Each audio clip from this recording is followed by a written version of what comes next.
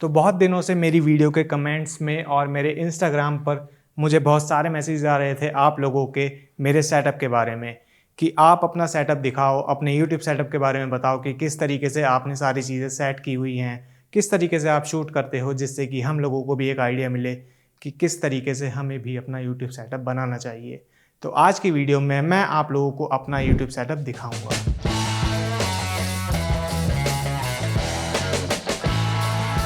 पर शुरू करने से पहले आप लोगों से मैं एक रिक्वेस्ट करना चाहूँगा कि वीडियो एंड तक ज़रूर देखिएगा, क्योंकि वीडियो के लास्ट में मैंने आप लोगों को ये बताया है कि कैसे मैंने ये सारी चीज़ें करी हैं। इसमें जो एक-एक चीज़ है वो मैंने कैसे खरीदी है, या फिर इससे पहले मैंने क्या काम किया है, किस तरीके से किया है, और काफ़ी सारी चीज़ें मैंने उसमें बताई हैं। और साथ ही साथ ये भी बताया है कि इस चैनल में आपको और नई क्या-क्या चीज़ें आगे देखने को मिलेंगी। तो वीडियो को एंड तक ज़रूर देखिएगा और चलिए जल्दी से शुरू करते हैं। तो सबसे पहले ये है हमारा स्टूडियो एरिया। तो ये है मेरा स्टूडियो जहाँ पर कि मेरी वीडियो का मैक्सिमम पार्ट शूट होता है। मतलब कि मैक्सिमम वीडियो यहीं पर शूट होती है। यहीं पर जो है बी रोल्स शूट होते हैं, जैसा कि आपने मेरी वीडियोज़ में देखा होगा। जो बैकग्राउंड वगैरह है ये सब कुछ सेम ही रहता है। तो यहाँ पर सबसे पहले मैं आपको बताना चाहता हूँ इसके डायमेंशंस। तो इसके जो डायमेंशंस है वो हैं, इसकी लंबाई 12 फीट के आसपास है और जो चौड़ाई है वो 7.5। तो यहाँ पर सबसे पहले हमें मिलता है एक रनर मैट, जिसके ऊपर हमें अपने स्लीपर्स, अपने शूज़ उतारने होते हैं, क्योंकि उसके आगे स्लीपर्स और शूज़ पहन के जाना अलाउड नहीं है, क्योंकि ये जो मैट नीचे बिछा हुआ है ये गंदा हो जाएगा। तो यहाँ पर सबसे पहले है 2 वॉल्स, एक मेरे साइड में और एक मेरे बैक में, जो कि वीडियो में भी मेरे ये वाली वॉल साइड में रहती है और ये वाली वॉल बैकग्राउंड पे रहती है। तो बैकग्राउंड वॉल के बारे में बात करते हैं। ये जो वॉल है इसके ऊपर मैंने लगाया है ग्रे कलर का वॉलपेपर, और डिज़ाइन देने के लिए मैंने यहाँ पर इसी वॉलपेपर का जो हिस्सा है वो थोड़ा सा कट करके स्ट्रिप्स के फॉर्म में लगाया है कुछ डिज़ाइन देने के लिए। और एक्स्ट्रा डिज़ाइन और ऐड करने के लिए मैंने यहाँ पर यूज़ किया है सिल्वर टेप्स का, कुछ इस तरीके से, जिससे कि सीन में एक डेप्थ क्रिएट हो, एक अच्छा बैकग्राउंड क्रिएट हो। अब बात करते हैं साइड वाली वॉल की। साइड वाली वॉल पर मैंने लगाए हैं एकॉस्टिक पैनल, एकॉस्टिक फॉर्म, जो कि कुछ इस तरीके के पैटर्न में हैं। इसको रेलवे ट्रैक भी बोला जाता है मार्केट में, और ये वाला पैटर्न आसानी से ऑनलाइन नहीं मिलता है।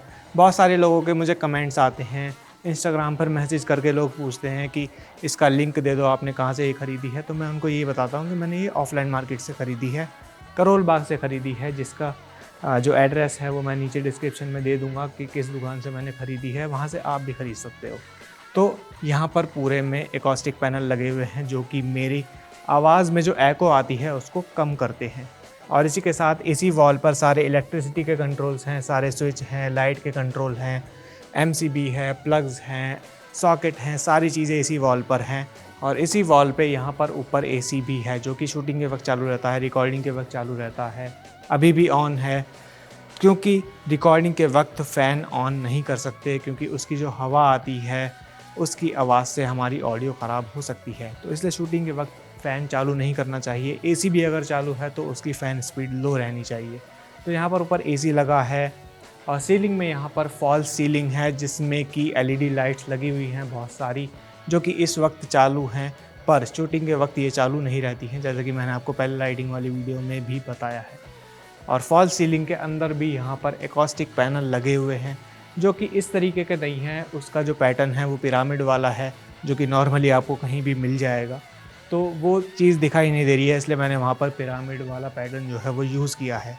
यहाँ पर भी कुछ पैनल्स लगे हुए हैं, जो कि धीरे धीरे निकलने चालू हो गए हैं, क्योंकि सीलिंग पे जो पैनल है वो ज़्यादा टिकते नहीं हैं। आपको जो एडहेसिव है वो बहुत स्ट्रॉन्ग यूज़ करनी होती है। और फ्लोर पे हमने यहाँ पर एक स्टूडियो मैट बिछाया हुआ है, जिसकी डायमेंशंस हैं 10 बाय 6 फीट के आसपास। ये जो स्टूडियो मैट है ये हमारी आवाज़ जो है उसको एब्जॉर्ब करता है, मतलब कि एको जो है वो कम करता है। जैसा कि ये काम करते हैं वैसे ही ये भी काम करता है। तो ये बिछाना भी बहुत ज़रूरी होता है, इससे हमारी एको जो है वो कम होती है। ये मैंने ख़रीदा है लगभग 600 रुपये के आसपास का, जहाँ से मैंने एकॉस्टिक फॉर्म ख़रीदे हैं वहीं से ही आपको ये भी मिल जाएगा। आप चाहो तो इसको ऑनलाइन भी ले सकते हो, ज़्यादा महंगा नहीं आता है। इसके बाद ये है मेरी चेयर जिस पे बैठ के मैं बोलता हूँ, मतलब कि वीडियो शूट करता हूँ। उसके आगे है एक टेबल यहाँ पर छोटी सी, जिसके ऊपर शूटिंग के वक्त यूज़ होने वाला सामान रखा जाता है, जैसे कि फ़ोन में स्क्रिप्ट खुली होती है जिसके ऊपर पॉइंटर वगैरह होते हैं। उसके बाद कैमरे की एक्स्ट्रा बैटरीज़ हो गई, या फिर कोई क्लिप हो गई, या फिर मेमोरी कार्ड हो गया। तो ऐसा सब सामान इस टेबल के ऊपर रखा जाता है शूटिंग के वक्त। और जो बी रोल्स शूट करता हूँ मैं, वो भी ज़्यादातर इसी टेबल के ऊपर सामान रख कर करता हूँ। इसके बाद यहाँ पर आगे की तरफ है हमारे पास एक ट्राइपॉड, जिसके ऊपर के कैमरा या फ़ोन लगाया जाता है। उसके बाद आ जाते हैं लाइटिंग के ऊपर, और लाइटिंग में सबसे पहले आती है हमारी ये की लाइट, जिसमें मैं यूज़ कर रहा हूँ लाइट स्टैंड। उसके ऊपर एक 2-in-1 बल्ब होल्डर, उसके अंदर 2 LED बल्ब लगे हैं, और उसके ऊपर ये गोडॉक्स का सॉफ्ट बॉक्स। और यहाँ पर साथ ही साथ मैं यूज़ करता हूँ एक बैक लाइट, जो कि मेरे Insta360 की सेल्फी स्टिक पर यहाँ पर लगी हुई है। और जो इसका ट्राइपॉड वाला एरिया है, नीचे का ट्राइपॉड वाला हिस्सा जो है, वो एकॉस्टिक फॉर्म के अंदर मैंने किसी तरीके से एडजस्ट किया हुआ है। उसके ऊपर यहाँ पर एक डिजिटेक की पोर्टेबल लाइट लगी हुई है, जो कि यहीं से ही ऑन हो जाती है। इसका टेम्परेचर वगैरह सब कुछ सेट हो जाता है।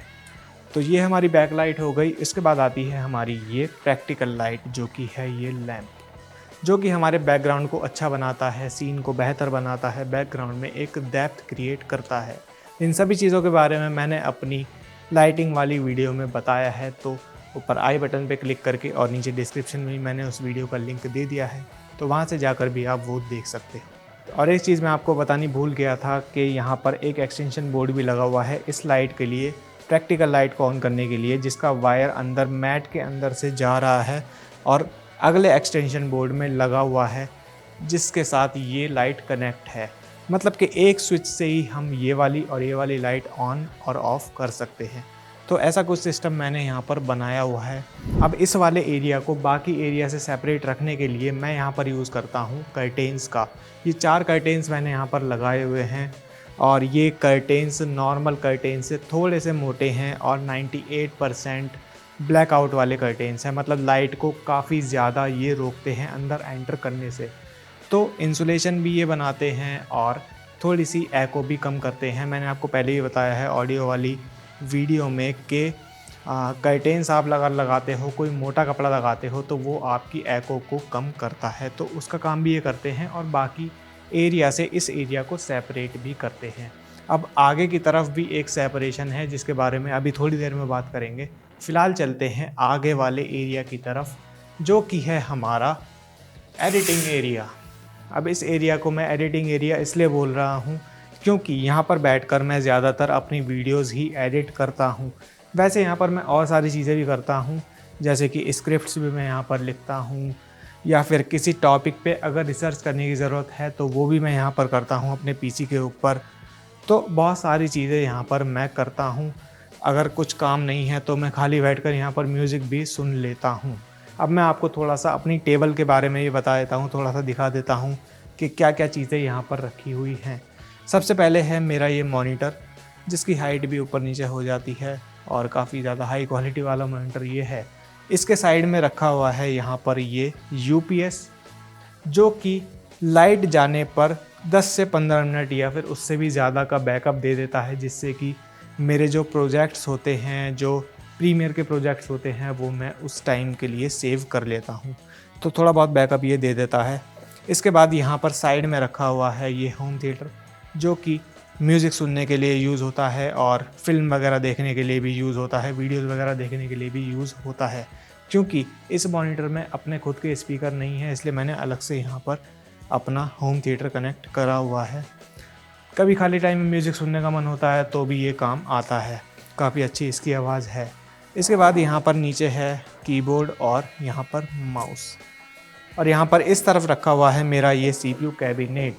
और टेबल में इस तरफ भी एक ड्रॉर है और उस तरफ भी ड्रॉर है, नीचे भी जगह है सामान रखने की, यहाँ पर भी जगह है, जिसमें मेरा जो शूटिंग का सामान होता है, जो रिकॉर्डिंग से रिलेटेड जो सामान होता है, स्टैंड हो गया, ट्राइपॉड हो गया, या फिर मोबाइल होल्डर हो गया, ये सारी चीज़ें इसमें रखी जाती हैं। स्टेशनरी के आइटम भी इसमें है, लाइट वगैरह सारी चीज़ें इसमें रखी हुई हैं।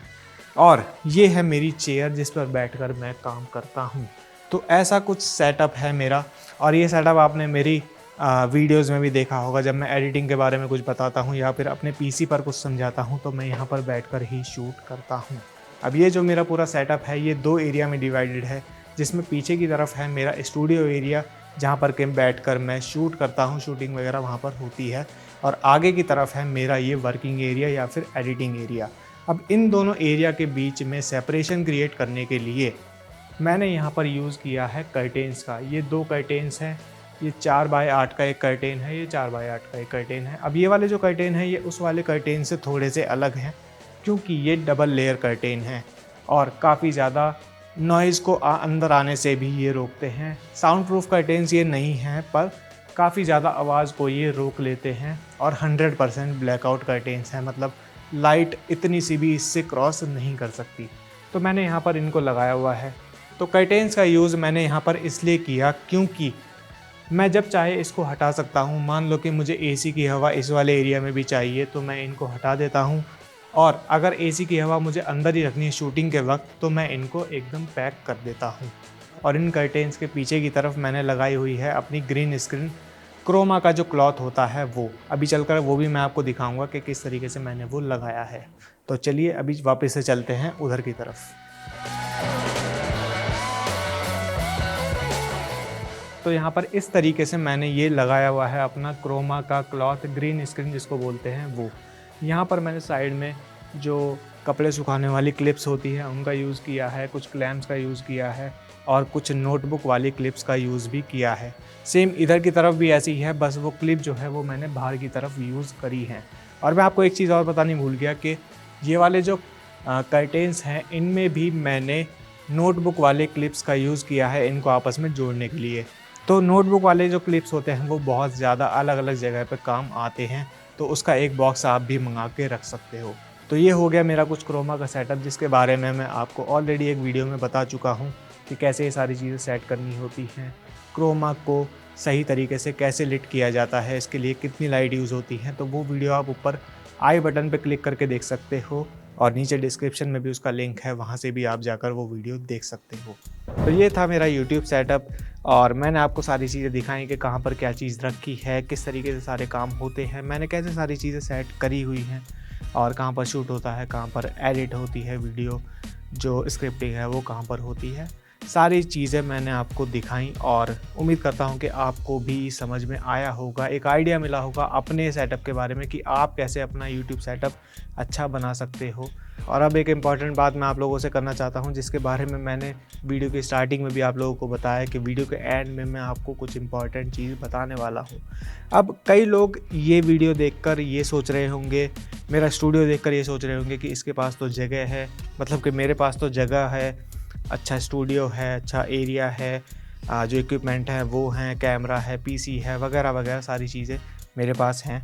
बट आप लोगों को मैं ये बताना चाहता हूँ कि ये सारी चीज़ें एक रात में नहीं हुई हैं। इसको करने में मुझे काफ़ी ज़्यादा टाइम लगा है। सारी चीज़ें मैंने एक एक करके ख़रीदी हैं और अब मैं आपको थोड़ा सा अपने पास्ट में लेकर चलता हूँ, ज़्यादा नहीं, थोड़ा सा पास्ट में लेकर चलता हूँ। तो मैंने एक कोर्स किया था ईयर 2018 में वीडियो एडिटिंग और ग्राफिक डिज़ाइनिंग का। तो वहाँ पे मैंने काफ़ी सारी चीज़ें सीखी, काफ़ी सारे सॉफ्टवेयर सीखे और वहाँ से कोर्स ख़त्म करने के बाद ही मुझे बहुत जल्दी फ्रीलांस काम भी मिल गया था, जिसमें कि मुझे वेडिंग की वीडियो मिल गई थी, काफ़ी सारी जो एजुकेशन वीडियो होती हैं क्रोमा वाली वो भी मिल गई थी और भी काफ़ी सारी धीरे धीरे एड फिल्म्स भी मुझे मिलने लगी। तो काफ़ी कॉन्टैक्ट्स मेरे बनते गए और काम मिलता रहा। एक टाइम पे इतना काम था कि मतलब मुझे रात में भी काम करना पड़ता था, दिन में भी काम करना पड़ता था, तो सारा रूटीन मेरा जो है वो इधर उधर हो गया था। तो वो सारा काम करके मैंने जो भी पैसे इकट्ठा करे उनको सेव किया और उसके बाद फिर मैं गया film school Noida film city में। मैंने वहाँ से फ़िल्म मेकिंग का कोर्स किया, ये सारी सिनेमेटोग्राफी, स्क्रिप्टिंग वगैरह ये सारी चीज़ें मैंने वहाँ से सीखी। उसके बाद फिर मैंने कुछ महीने जॉब करी जिसमें कि मुझे बिल्कुल मज़ा नहीं आता था और इवेंट कंपनी में मैंने एक जॉब करी। उसके बाद फिर वहाँ से जो पैसे मिले, सैलरी मिली, उसको सेव करके मैंने धीरे धीरे ये सारी चीज़ें ख़रीदी हैं। हाँ, फैमिली की तरफ से ही मुझे बहुत सपोर्ट मिला है, फाइनेंशियली भी और हर तरीके से, मतलब मुझे फैमिली की तरफ से सपोर्ट मिला है। जैसे कि ये जो स्पेस है ये भी मेरे घर में ही है एक फ्लोर पर, तो ये काफ़ी टाइम से खाली पड़ा था तो मैंने ये भी यूज़ कर लिया। तो काफ़ी ज़्यादा टाइम, काफ़ी ज़्यादा मेहनत करने के बाद, काफ़ी ज़्यादा काम करने के बाद मैं ये सारी चीज़ें कर पाया हूँ।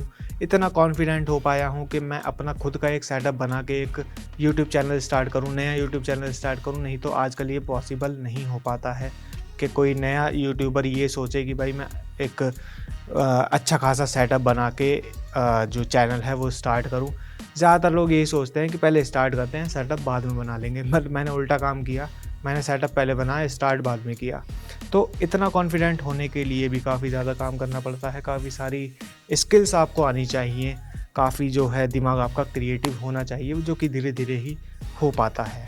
तो आप भी धीरे-धीरे अपने कदम आगे बढ़ाते रहिए, नई-नई चीज़ें सीखते रहिए, अपने सेटअप को इम्प्रूव करिए, अपनी स्किल्स को इम्प्रूव करिए और धीरे-धीरे सारी चीज़ें हो जाएँगी अच्छी-अच्छी। और वीडियो शूट करते रहिए, अच्छा कंटेंट बनाते रहिए। मेरी तरफ से आप सबको all the best, best of luck और ढेर सारी शुभकामनाएँ। और एक चीज़ मैं आप लोगों को और बताना चाहता हूँ कि बहुत जल्दी मैं इस चैनल पे शॉर्ट वीडियोज़ स्टार्ट करने वाला हूँ, मतलब जिनको रील्स बोलते हैं, वो चीज़ स्टार्ट करने वाला हूँ। अपने इंस्टाग्राम पर भी करूँगा, क्योंकि काफ़ी सारी जो प्रॉब्लम्स हैं, काफ़ी सारे जो क्वेश्चंस हैं वो मेरे पास आते हैं लोगों के इंस्टाग्राम पर भी और कमेंट्स में भी। तो मुझे लगा कि शॉर्ट कंटेंट के थ्रू, शॉर्ट फॉर्म जो वीडियोज़ हैं उनके थ्रू ही वो चीज़ें सॉल्व करी जा सकती हैं। क्योंकि जो मेरी लॉन्ग वीडियो है ये तो हफ्ते में एक आती है, तो जब तक मेरी अगली वीडियो आएगी तब तक तो मेरे पास बहुत सारे जो क्वेश्चंस हैं, जो प्रॉब्लम्स हैं वो इकट्ठा हो जाएंगी। तो मैंने सोचा कि शॉर्ट वीडियोज़ के थ्रू ही उनको सॉल्व करने की कोशिश करी जाए। तो इसके बारे में आप भी अपनी राय मुझे नीचे कमेंट्स में बता सकते हो कि मुझे क्या चीज़ और स्टार्ट करनी चाहिए या किस तरीके से आगे जो है अपने कंटेंट को इम्प्रूव करना चाहिए। तो आप भी अपने सजेशन नीचे मुझे कमेंट्स में दे सकते हो। और अगर आज की ये वीडियो आप लोगों को पसंद आई हो तो इसे लाइक ज़रूर कीजिए, शेयर ज़रूर कीजिए और साथ ही ऐसी और वीडियोज़ देखने के लिए चैनल को सब्सक्राइब ज़रूर कीजिए। मिलता हूँ आपसे अगली वीडियो में, तब तक के लिए bye and thanks for watching.